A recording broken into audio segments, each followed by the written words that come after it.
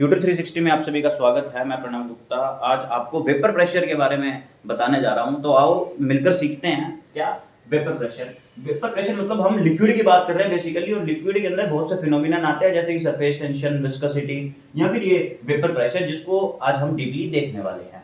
क्योंकि अक्सर हम कंफ्यूजन खाते हैं डेफिनेशंस के अंदर, अक्सर हम कंफ्यूजन आते हैं बेसिक कॉन्सेप्ट के अंदर। वेपर प्रेशर कहाँ लगेगा, क्यों लगेगा, ये रोल्ड लो वगैरह ये तो बाद में समझ में आएंगे। पहले वेपर प्रेशर होता क्या है वो समझना बहुत ज्यादा जरूरी है। क्या होता है वेपर प्रेशर? अब देखो, जैसे कि हम एक गैस की बात करते हैं, ये गैस है, गैस के कुछ मॉलिक्यूल्स है, तो हम बोल देते हैं कि जो गैस के मॉलिक्यूल्स हैं इनकी कुछ एवरेज स्पीड होने वाली है या फिर रूट मीन स्क्वायर वेलोसिटी होने वाली है। कुछ ये हम पढ़ते हैं जो कि √3RT/m आती थी। काइनेटिक थ्योरी के अंदर हम ये पढ़ते थे, बट इससे हमारा कोई रिश्ता नाता नहीं है फिलहाल। हम सिर्फ इतना जान रहे हैं कि जिस तरीके से गैस के सभी मॉलिक्यूल्स की एवरेज स्पीड थी, उसी तरीके से लिक्विड के भी सभी मॉलिक्यूल्स की एवरेज स्पीड होने वाली है। बिल्कुल होने वाली है।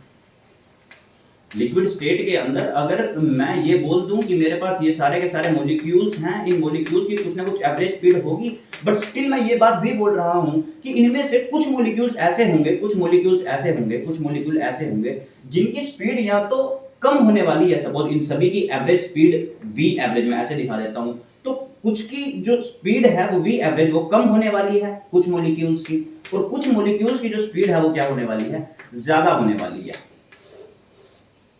ठीक है। अगर ये मॉलिक्यूल्स जिनकी स्पीड ज्यादा है, हाई स्पीड का मतलब high kinetic energy, high speed that is high kinetic energy, और यहां पर लो स्पीड मींस लो काइनेटिक एनर्जी।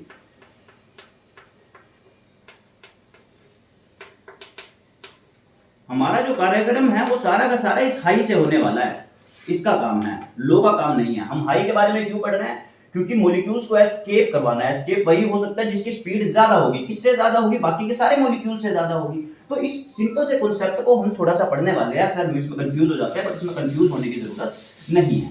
जैसे कि अगर मान लो मैं एक ग्राफ ही बना लूं, वैसे तो ये ग्राफ दिया था मैक्सवेल डिस्ट्रीब्यूशन ने, मैक्सवेल ने ग्राफ दिया था। अगर मैं इस साइड इसकी लिख दूं काइनेटिक एनर्जी, और इस साइड में लिख दूं इसकी नंबर ऑफ मॉलिक्यूल्स, कि एक बीकर के अंदर कैसे मॉलिक्यूल्स होने वाले हैं, उनकी स्पीड क्या होगी, काइनेटिक एनर्जी क्या होगी। अब स्पीड बोल लो कोई दिक्कत नहीं है, बिकॉज हम जानते हैं kinetic energy is directly proportional to v², that is half mv²। तो इस हाफ m को मैं हटा देता हूं तो डायरेक्टली प्रोपोर्शनल आ रहा है वेलोसिटी के, कोई दिक्कत नहीं है। स्क्वायर को भी हटा दो तब भी डायरेक्टली प्रोपोर्शनल ही है। तो उसका जो ग्राफ आया वो कुछ इस प्रकार से आया। अगर ये टेम्परेचर T1 था, शायद मैं टेम्परेचर को इंक्रीज कर दूं तो मेरे पास फिर से एक ग्राफ जो है वो राइट हैंड साइड में शिफ्ट हो जाएगा। दिस इज T2 मतलब ये ज्यादा है।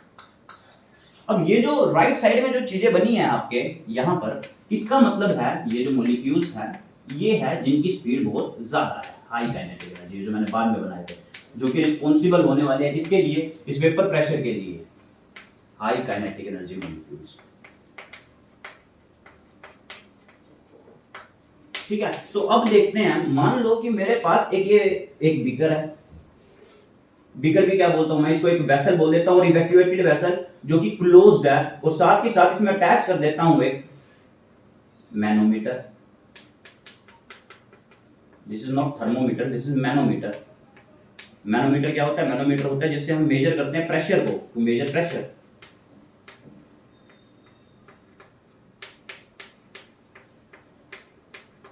अब इसके अंदर मैं एक लिक्विड डाल देता हूं। ये मैंने एक लिक्विड डाल दिया, मैं इसके मॉलिक्यूल्स को कुछ इस टाइप से बना रहा हूं।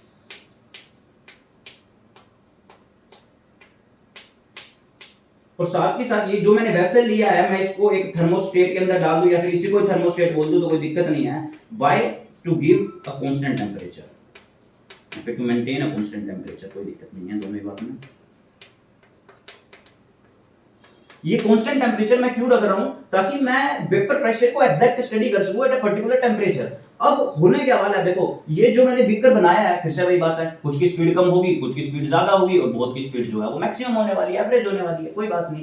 बट वेपर प्रेशर क्या बोल रहा है? देखो, अगर मॉलिक्यूल्स मेरा बिल्कुल बीच में है, मॉलिक्यूल मेरा बिल्कुल बीच में है, मैं इस बीकर को यहां बना लेता हूं। अगर मॉलिक्यूल मेरा बीच में है तो ये इधर से भी फोर्स ले रहा होगा, इधर से भी फोर्स ले रहा होगा, इधर से भी फोर्स ले रहा होगा, इधर से भी फोर्स, इधर से भी फोर्स, इधर से भी फोर्स, इधर से भी फोर्स, इधर से भी फोर्स। फोर्स कौन सी? Attractive forces, intermolecular attractive forces, क्योंकि मॉलिक्यूल्स तो बहुत क्लोज हैं। Intermolecular attractive forces. बाकी के जितने भी मॉलिक्यूल्स यहां पर पड़े हैं उन सभी से इक्वल फोर्स लगेगी तो ये कैंसिल आउट हो जाएगी, इससे इसे ये तो नेटवर्क जो नेट पुल होगा, मतलब ये मॉलिक्यूल जो है वो मूव नहीं करेगा, मतलब नेट पुल जो है वो जीरो होगा, या फिर मैं ये बोल दूं ट्रांसलेटरी मोशन जीरो होगा केमिस्ट्री की लैंग्वेज में। ट्रांसलेटरी मोशन जो है वो क्या होने वाला है, जीरो होने वाला है। बट अगर मैं इसकी बात कर लूं, ये सरफेस पे था, ये मैंने इसकी बात की, अगर मैं इसकी बात कर लूं, ये नियर द सरफेस है, ये कहां है, इन बल्क, ये कहां है, ऑन द सरफेस या फिर नियर द सरफेस, कोई दिक्कत नहीं है दोनों बात में। तो अगर ये यहां पर है तो आप देख रहे हो यहां तो फोर्स यहां की कैंसिल हो जाएगी, कोई दिक्कत नहीं है। बट कहीं ना कहीं कुछ फोर्सेस ऐसी होंगी जो नीचे की तरफ लग रही होगी, जिसको कैंसिल करने के लिए ऊपर कोई भी फोर्स नहीं है, क्योंकि ऊपर मॉलिक्यूल्स कम है। अब वो बिल्कुल ऑन द सरफेस भी हो सकता है, नियर द सरफेस भी हो सकता है, क्योंकि नीचे तो मॉलिक्यूल्स ज्यादा है। तो हमारे पास यहाँ पर जो मॉलिक्यूल है इसकी मूवमेंट होने वाली है वो कहां होगी, उसके दो केसेस हो सकते हैं। अगर मैं ये बोल दूं, अच्छा मैं साथ साथ बार बार बोलता हूँ, मैं साथ साथ रब करता रहता हूँ, तो आप जल्दी जल्दी से नोट करते चलो, स्क्रीनशॉट लो, स्पीड बढ़ाओ, कोई दिक्कत नहीं है, हम कम टाइम में ज्यादा चीजें सीखने का प्रयास करेंगे। तो हमारे पास ये जितनी भी मॉलिक्यूल्स हैं यहाँ पर बने हुए हैं, इस मॉलिक्यूल की दो चीजें हो सकती है, या तो ये नीचे जा सकता है, डाउनवर्ड जा सकता है, या फिर ये अपवर्ड जा सकता है, ऊपर जा सकता है। कब, अगर ये डाउनवर्ड तब जाएगा, क्यों, क्योंकि मेरे पास नीचे तो मॉलिक्यूल्स हैं, वो तो अपनी इंटरमॉलिक्यूलर फोर्सेस लगा रहे हैं। अगर इसकी स्पीड स्लो है, लो स्पीड या फिर स्लो स्पीड या फिर लो काइनेटिक एनर्जी भी बोल सकता हूं, तो ये डाउनवर्ड जाएगा, नीचे वाले मॉलिक्यूल्स इसको अट्रैक्ट कर लेंगे। बट अगर ऐसा हुआ कि इसकी जो काइनेटिक एनर्जी है या फिर स्पीड है दैट इज मोर, और किससे मोर, एवरेज स्पीड से, that is more than average speed. Average speed कौन सी, ये वाली speed, that is more than average speed. Basically मैं इन मॉलिक्यूल्स की बात कर रहा हूं। तो अगर ऐसा मॉलिक्यूल दिखता है तो वो इस अपने सरफेस को छोड़कर, ये जो मैंने यहां पर बनाया था बीकर, यहां पर थर्मोस्टेट लगाया था, ये इवैक्यूएटेड वेसल था, तो ये जो मॉलिक्यूल था ये छोड़कर यहां पर चला जाएगा, मतलब ये छोड़कर ऊपर चला गया, दैट इज इन स्पेस।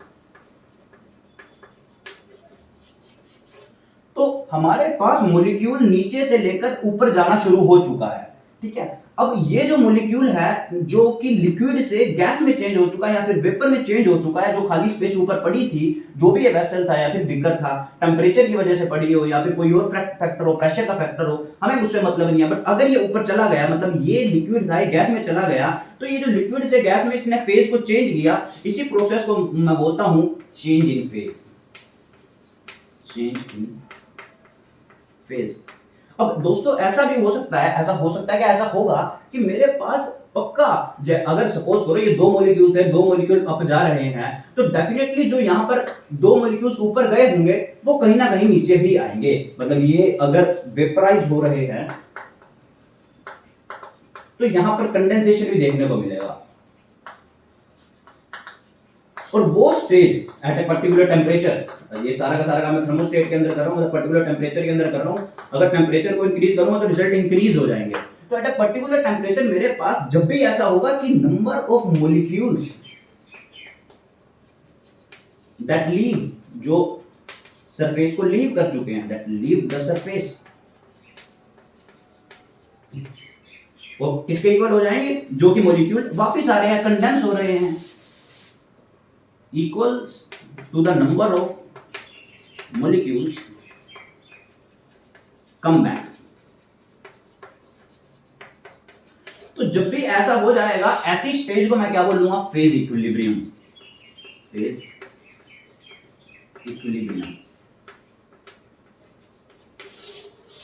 और इसी फेज इक्विलिब्रियम के दौरान जो भी मेरे पास वेपर प्रेजेंट होंगे स्पेस के अंदर, वो प्रेशर क्रिएट करेंगे। मतलब ये जो मैंने डब्बा बनाया था उसके अंदर ये मॉलिक्यूल्स लिए थे, ये मॉलिक्यूल्स ऊपर जाके यहाँ कुछ चले गए, और यहाँ पर मैंने एक मैनोमीटर लगाया था। अब ये जो मॉलिक्यूल्स रखे हुए हैं ये वॉल्स पर प्रेशर लगाएंगे, जितने भी मॉलिक्यूल्स हैं, ये जो प्रेशर है वो कौन नोट करेगा, मैनोमीटर नोट करेगा।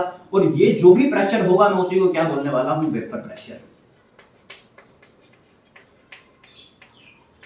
तो दोस्तों वेपर प्रेशर की कहानी सिर्फ इतनी ही थी कि मेरे पास जो मॉलिक्यूल्स हैं लिक्विड के, वो वेपर के अंदर कन्वर्ट हो जाएंगे, और जैसे ही थर्मल इक्विलिब्रियम या फिर फेज इक्विलिब्रियम एस्टेब्लिश होगा, तो जितने भी वेपर्स हैं मैनोमीटर पे जितना प्रेशर दिखाएंगे मैं उसको वेपर प्रेशर बोल दूंगा। मतलब वेपर प्रेशर की डेफिनेशंस काफी हो सकती हैं, बट सिंपल सी भाषा में इतना ही था कि मेरे पास जो भी लिक्विड है अगर थर्मल फेज इक्विलिब्रियम पे मैं उसका प्रेशर नोट करता हूं उसके वेपर का, तो उसे वेपर प्रेशर बोला जाता है। ज्यादा मुश्किल कुछ नहीं है, बट अगर और भी डेफिनेशन में समझना चाहते हो तो हम ये लिख सकते हैं, दैट इज व्हाट, पहली बात वेपर प्रेशर पढ़ रहे हैं, हम ये लिख सकते हैं ease of volatility। Volatile compound कौन से होता है? वोलेटाइल कंपाउंड वही तो होते हैं जो कि वेपर में चेंज हो जाते हैं। तो जितनी ज्यादा ईज होगी वोलेटिलिटी की उसे मैं वेपर प्रेशर बोलने वाला हूं। मैं ये भी बोल सकता हूं ease at which liquid changes into vapour, ये भी बोल सकता हूं, कोई दिक्कत नहीं है। मैं और भी डेफिनेशन दे सकता हूं, मैं ये भी दे सकता हूं in a equilibrium total pressure exerted by the vapor of a liquid at a constant temperature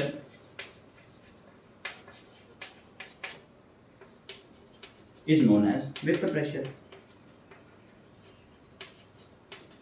तो वेपर प्रेशर की काफी डेफिनेशन हो सकती है ना। हम अच्छा ये भी बात है कि हम ये सारा का सारा एक पर्टिकुलर टेम्परेचर पर ही देख रहे होते हैं। अगर टेम्परेचर को शिफ्ट किया तो आपको पता है कि मेरे पास ग्राफ शिफ्ट हो जाएगा, number of molecule, kinetic energy बढ़ जाएगी। मतलब काइनेटिक एनर्जी बढ़ने से वेपर प्रेशर बढ़ जाएगा।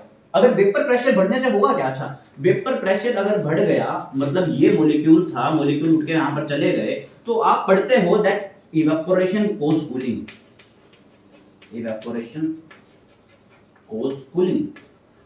इवेपोरेशन भी तो यही प्रोसेस है, लिक्विड का वेपर में कन्वर्ट होना। मतलब ये जो ऐसा हुआ क्यों? क्योंकि यहाँ पर मॉलिक्यूल्स थे। अब मॉलिक्यूल्स जब लीव आउट कर गए, सरफेस से बाहर निकल गए, तो ये जो बाकी के रिमेनिंग मॉलिक्यूल्स बचे, इनकी जो काइनेटिक एनर्जी है वो कम हो जाएगी, या फिर उनका जो टेम्परेचर है वो कम हो जाएगा। टेम्परेचर कम होने का मतलब क्या? Evaporation causes cooling.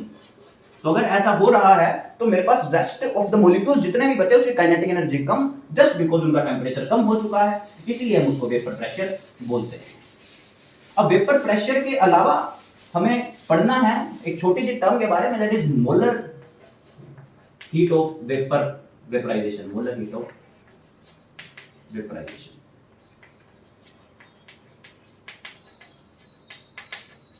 Molar heat मतलब क्या? मोल की बात कर रहा हूं, वर्ड से समझना है। हीट मतलब एनर्जी है, एनर्जी है तो सी यूनिट क्या होगी? किलो जूल पर मोल, बिकॉज मैं पर मोल की बात कर रहा हूं। What is molar heat of vaporization? अब देखो ये मेरे पास फिर से बीकर था, ये लिक्विड था, लिक्विड के मॉलिक्यूल्स पास पास थे,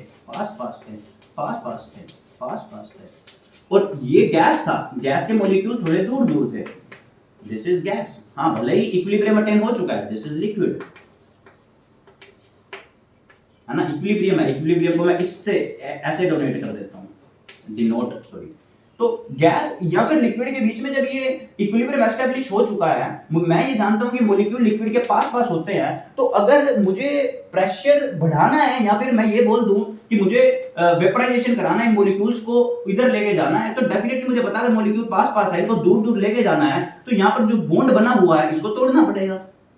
तोड़ने के लिए मुझे एनर्जी देनी पड़ेगी, एनर्जी देनी पड़ रही है इसलिए पॉजिटिव है। तो मतलब ये जो एनर्जी है, मोलर हीट ऑफ वेपराइजेशन है, पहली बात ये पॉजिटिव होगी। किससे दिखाने वाला हूं? ये दिखा दूं, डेल एच वेपराइजेशन, कोई दिक्कत नहीं है। यूनिट क्या हुई? किलो जूल पर मोल होगी। डेफिनेशन की बात करूं तो क्या लिखना है? जस्ट इतना लिखना है कि एक मोल मॉलिक्यूल्स को या फिर एक मोल लिक्विड के मॉलिक्यूल्स को गैस में कन्वर्ट करने के लिए कितनी हीट लग रही है, कितनी हीट देनी पड़ रही है, that is called molar heat of vaporization. या फिर ये बोल दूं मैं यहां पर, heat required to convert 1 mole of liquid to vapor at a particular temperature।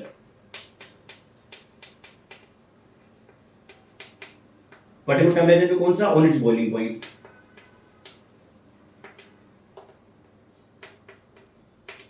तो दोस्तों ये कहानी है आपकी वेपर प्रेशर की और मोलर हीट ऑफ वेपराइजेशन की, कि मॉलिक्यूल्स जो है वो अपने सरफेस को छोड़कर चले जाएंगे। कहाँ चले जाएंगे? जैसे उन्हें एम्प्टी स्पेस मिलेगा बाकी के बीकर के अंदर, और बाकी के बीकर के अंदर भी अगर मैं टेम्परेचर बढ़ा दूं तो वो स्पेस और इंक्रीज हो जाएगा, वेपराइजेशन और इंक्रीज हो जाएगी, मॉलिक्यूल्स टूटना शुरू हो जाएंगे। और जितनी एनर्जी मुझे देनी पड़ रही है उनको तोड़ने के लिए, एक मोल सब्सटेंस को तोड़ने के लिए, एक मोल लिक्विड को कन्वर्ट करने के लिए वेपर के अंदर, उसे मैं क्या बोलने वाला हूं? Molar heat of vaporization. आज की क्लास के लिए इतना ही, धन्यवाद, आगे मिलकर सीखेंगे।